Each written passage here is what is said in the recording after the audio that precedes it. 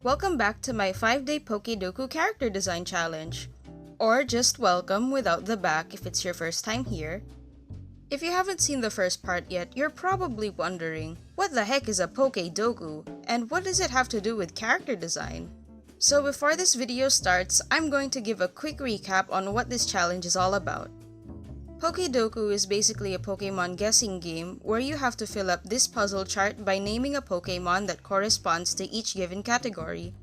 You pretty much win once the puzzle chart is complete, but you get more points if you successfully guess what the least popular Pokemon of the day is. If I successfully guess the least popular Pokemon for today's puzzle, then I have to draw that Pokemon, but as a human character. We ended the last video with day 3 of my 5-day challenge. So without further ado, let's see how I did for day 4. It is now day 4. Hopefully I actually get something now. The categories seem a bit easier, I guess. Never mind. There's only one, I'm pretty sure. It's either Litleo or Pyroar. And I feel like fewer people would pick Litleo. Okay. There's only one of these also, but I don't know which one people would pick less. So I'm just gonna gamble. I don't know if it matters. Not a good sign. Anyway, moving on. Kalos. Surely. This thing is a flying type. Okay. Ooh, neat! Oh, nice. I got 2. Zoroark and Litleo. Since Litleo is based on a lion cub, I decided to make this character a young girl, about the right age to become a Pokemon protagonist. The first idea I had for this character was definitely her hairstyle. I wanted to play around with a cool hairstyle that could represent both Litleo's ears and its tail. I gave her 2 large Bantu knots at the side of her head to represent Litleo's ears. In the middle, she's got a singular cornrow that's dyed red at the top to represent Litleo's little mohawk. That same braid fades back into black as it goes down, and gets tied off with a little tuft at the end to represent Litleo's tail. I originally wanted this character to wear a hoodie, but I felt like a cropped hoodie over a shirt suited her better. I feel like it makes her look a bit more athletic? I don't know, I just thought it would fit her better. I feel like she's a really high energy type of kid, always running around the place, so I felt like it would be fitting for her to wear a nice simple pair of shorts because they're comfy and easy to wear. I also decided to lean into the idea of her being Pokemon protagonist aged, so I decided to give her a little backpack. I feel like it makes her look like she's always raring to go for an adventure. Look at her, she's 10 years old and ready to take on the world. Next up, we have Hisuian Zoroark. I wanted to draw an older and more mature character for this one. Not entirely sure why, those are just the vibes that I picked up from this Pokemon. When I first designed this character, I wasn't entirely sure how to interpret those red blisters on Hisuian Zoroark's body. I thought I could maybe incorporate those into this character's outfit, so I gave her this torn up gray kimono that reveals the fabric of a red kimono underneath it.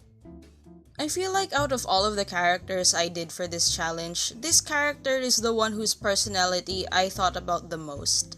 Unlike regular Zoroark, which is more of a mischievous little trickster, Hisuian Zoroark is much more malicious.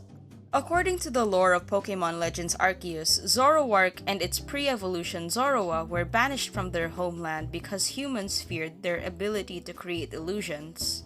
When these Pokemon made it to the Hisui region, they unfortunately perished because of the harsh environments of the region.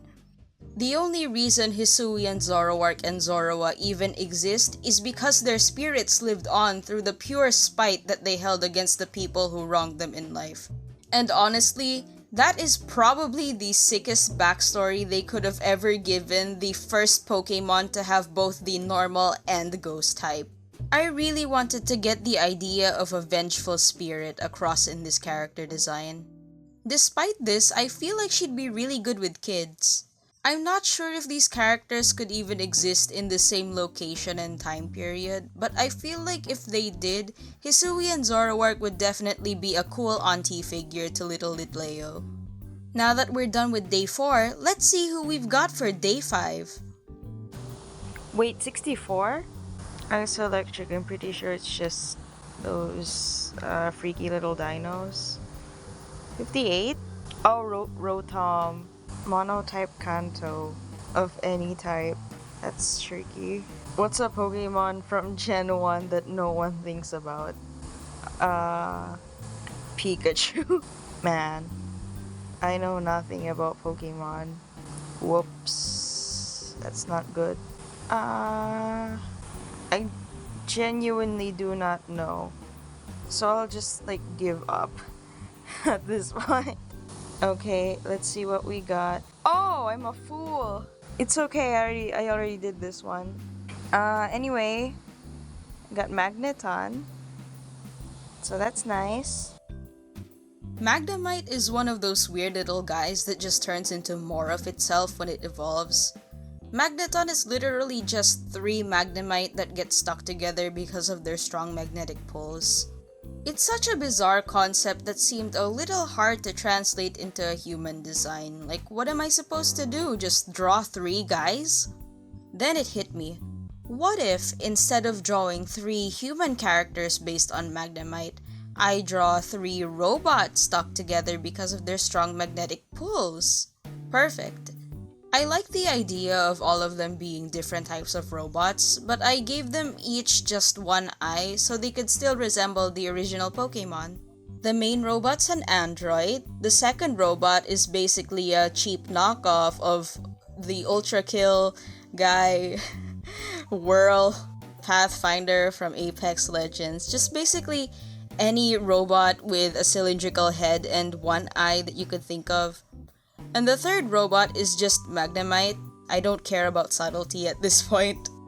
The poor things are all busted up and broken in some way. I imagine all of them were dumped in some kind of scrapyard where some freak accident happened that magnetized all of them and caused them to be permanently stuck to each other. Poor dudes. They also have a few other scraps like loose nails and magnets stuck to them. But I guess if they're magnetized, then that means that magnets shouldn't even be attracted to them, but I don't care. I'm just having fun with these guys.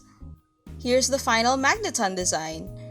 I feel like out of all of the characters that I did, these guys, there are 3 of them, are probably the ones that resemble their inspirations the least, but that's okay, I'm still happy with how they turned out. And that brings us to the end of my Pokedoku character design challenge. Thank you guys so much for watching. I had quite a bit of fun drawing each and every one of these characters, but I want to know which one was your favorite? Also, would you guys be interested in seeing more humanized Pokemon designs from me? Let me know in the comments down below. If you made it this far into the video, please leave a like if you enjoyed it, and maybe even subscribe if you'd like to. Don't forget to hit the notification bell too so you won't miss my next art video. Also, if you haven't already, please do check out part 1 of this challenge. I'll leave a link to it right up here so you can watch it. Or if you want to watch a different video from me, I'll leave a link right up here so you can check that out instead. That's all from me. Bye bye now.